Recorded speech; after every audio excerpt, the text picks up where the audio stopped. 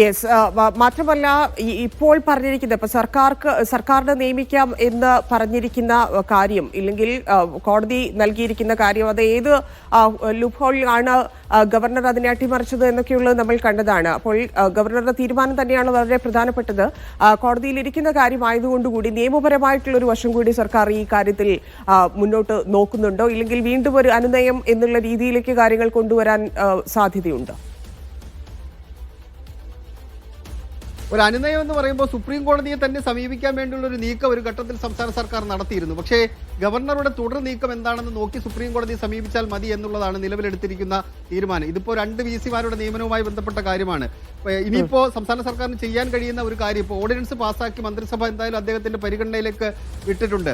ചട്ടം ഭരണഘടനയിലെ 200-ാം അനുച്ഛേദ പ്രകാരം മന്ത്രിസഭ തീരുമാനമനുസരിച്ചിട്ട് പ്രവർത്തിക്കേണ്ട ആളാണ് ഗവർണർ എന്ന് ഭരണഘടനയിൽ കൃത്യമായി പറഞ്ഞിട്ടുണ്ട്.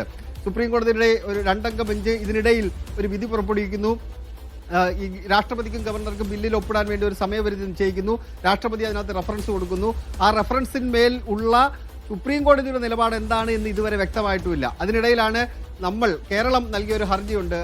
ഇതിന്റെ അടിസ്ഥാനത്തിൽ ഞങ്ങൾ ഹർജി പിൻവലിക്കുകയാണെന്ന് പറയുമ്പോൾ സുപ്രീം കോടതി അംഗീകരിക്കുകയും ചെയ്തു. അതായത് നിലവിൽ രാജ്യത്തിന്റെ ഒരു നിയമം നിലനിൽക്കുന്നുണ്ട്. ഒരു സുപ്രീം കോടതി വിധി എന്ന് പറയുമ്പോൾ രാജ്യത്തെ നിയമമാണ്, ലോ ഓഫ് ദ ലാൻഡ് ആണ്. ആ നിയമം നിലനിൽക്കുന്ന പശ്ചാത്തലത്തിൽ ഇത് ഗവർണർ സർക്കാർ പറയുന്നത് കേൾക്കേണ്ട ആളാണ് എന്നൊരു നിയമത്തിന്റെ വ്യവസ്ഥ അതുകൂടി ഉണ്ട്. അതുകൂടി ഉൾപ്പെടുത്തിക്കൊണ്ട് ഒരു കത്തൊരു പക്ഷേ കൊടുക്കാനുള്ള സാധ്യത കൂടി നിലനിൽക്കുന്നുണ്ട്. അതിന്റെ അടിസ്ഥാനത്തിൽ ഇനി അദ്ദേഹം മന്ത്രിസഭയുടെ തീരുമാനം ഇതാണ്, മന്ത്രിസഭയുടെ ഉപദേശം അനുസരിച്ച് പ്രവർത്തിക്കേണ്ട ആളാണ് ഗവർണർ എന്ന് ഭരണഘടനയിൽ പറയുന്നുണ്ട്. അങ്ങനെ ഒപ്പിടണം എന്ന ആവശ്യം കൂടി സംസ്ഥാന സർക്കാർ മുന്നോട്ട് വെക്കും. RSSകാരനായ അദ്ദേഹം അത് എങ്ങനെ കാണുന്നു എന്നുള്ളത് നോക്കിക്കാണേണ്ട കാര്യമാണ്.